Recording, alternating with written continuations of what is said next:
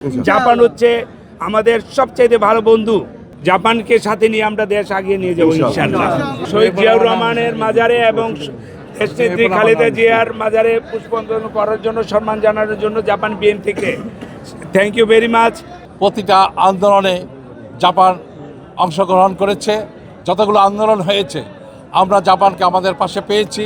প্রবাসে প্রথম প্রবাস কমিটি জাপান বিএনপি কমিটি, এবং সেই থেকে নিয়ে অদ্যাবধি তারা তাদের আন্দোলন করে গেছে এবং জুলাই আন্দোলনে তাদের একটি বিশাল ভূমিকা ছিল এবং সেই আন্দোলন থেকে শুরু করে আজ পর্যন্ত তারা তাদের আন্দোলন করে যাচ্ছে।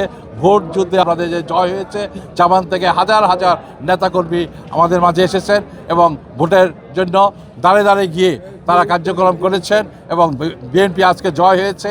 আগামী পরশুদিন ইনশাল্লাহ শপথ গ্রহণ করা হবে এবং একটি নতুন সরকার গঠন করা হবে এবং আমার নেতা জনাব তারেক রহমান যেভাবে দেশটাকে আগামীতে পরিচালনা করবেন, কারণ তিনিও প্রবাসী ছিলেন, প্রবাসের মেধা দিয়ে বাংলাদেশকে আরও উন্নতি করবেন এবং প্রবাস থেকে যত নেতৃবৃন্দ আসছেন তাদের মেধা দিয়ে ইনশাল্লাহ আগামীতে একটি আমরা সোনার বাংলাদেশ গড়ব।